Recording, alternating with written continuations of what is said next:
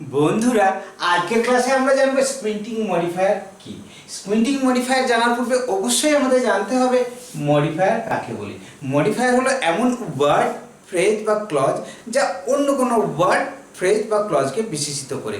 মডিফায়ারের আরেকটা গুণ আমাদের অবশ্যই মনে রাখতে হবে, মডিফায়ার সর্বদা যে নির্দিষ্ট ওয়ার্ড, ফ্রেজ বা ক্লজকে বিশেষিত করে তার পাশেই বসবে। তার যদি সামনে বসে সেটা প্রি মডিফায়ার হবে এবং পরে যদি বসে সেটা পোস্ট মডিফায়ার হবে। কিন্তু এই স্কুইন্টিং মডিফায়ারের ক্ষেত্রে দেখা যায় ঘটনাটা সম্পূর্ণ আলাদা। এক্ষেত্রে কি দেখছি, cycling of fields quickly makes you stumble. এই যে কুইকলি শব্দটা মডিফায়ার, বাট এই কুইকলি শব্দটা এই সাইক্লিং অফ ফিল্ডস এই ফ্রেজটাকে মডিফাই করছে না মেক্স ইউ স্ট্রঙ্গার এই অংশটাকে মডিফাই করছে আমরা বুঝতে পারছি না। এটাকেও মডিফাই করতে পারছে, আবার এটাও।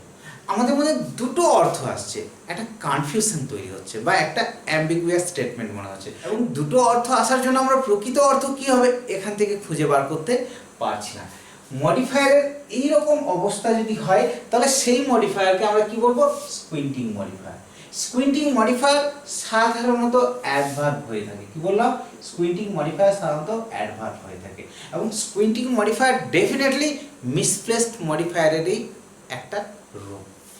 এরপর এই বাক্যটাকে যদি আমরা নির্ভুলভাবে লিখতে চাই, যেখানে আর কোনো কনফিউশন তৈরি হবে না, তাহলে কি করব, এই মডিফায়ারটাকে একটা নির্দিষ্ট জায়গায় প্লেস করব যে ওয়ার্ডটাকে এই মডিফায়ার বিশেষিত করছে।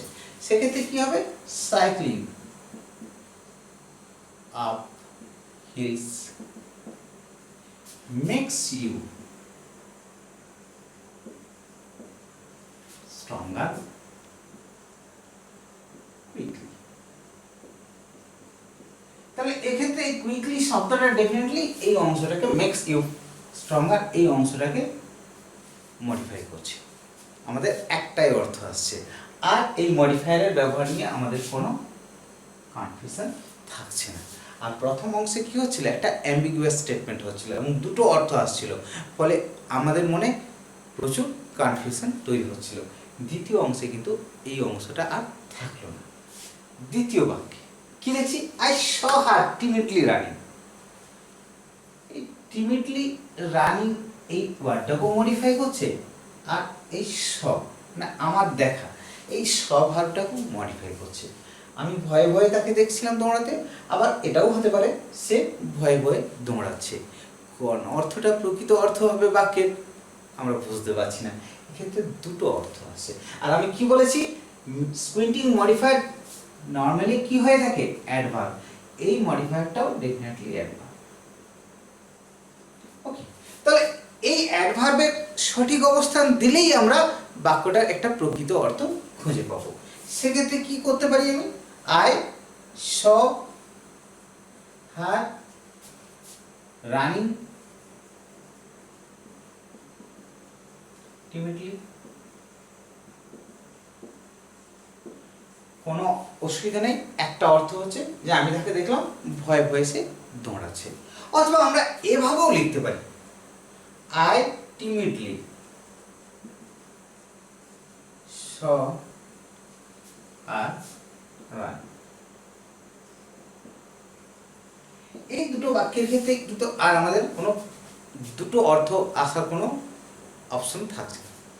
এই দুটো বাক্যের ক্ষেত্রে কিন্তু একটা অর্থ আসছে, দুটো কোনো অর্থ আসছে না। এক্ষেত্রে মডিফায়ার টিমিডলি স এই ক্রিয়াপদকে বিশেষিত করছে, এক্ষেত্রে মডিফায়ার টিমিডলি এই রানিং এই শব্দটাকে মডিফাই করছে। তাহলে আমরা দেখলাম স্কুইন্টিং মডিফায়ার এক বিশেষ ধরনের মডিফায়ার, যেগুলো বাক্যে দুটো অংশকে অর্থাৎ তার সামনের অংশকেও মডিফাই করে, তার পিছনের অংশকেও মডিফাই করে, ফলে একটা অ্যাম্বিগুয়াস সিচুয়েশন তৈরি হয়। বাক্যের মধ্যে দুটো অর্থ আসে, পাঠকরা বুঝতে পারে না প্রকৃত অর্থ কি হবে। ফলে স্কুইন্টিং মডিফায়ারগুলোকে কি করতে হবে, যে নির্দিষ্ট ওয়ার্ড, ফ্রেজ বা ক্লজকে বিশেষিত করবে তার পাশে বসাতে হবে। সেক্ষেত্রে আর স্কুইন্টিং মডিফায়ার নিয়ে আমাদের কোনো ব্যবহারের ভুল থাকবে না, বা স্কুইন্টিং মডিফায়ার যুক্ত বাক্যের অর্থ বুঝতে আমাদের সমস্যা হবে না। এবং এইগুলো নিয়েও আমাদের বিভিন্ন পরীক্ষায় প্রশ্ন থাকে সেইগুলো আমরা আশা করি এই ক্লাসটা দেখার পর সহজেই সমাধান করতে পারবো। আর স্কুইন্টিং মডিফায়ার নিয়ে কোনো প্রশ্ন থাকলে ডেফিনেটলি আপনারা কমেন্ট বক্সে কমেন্ট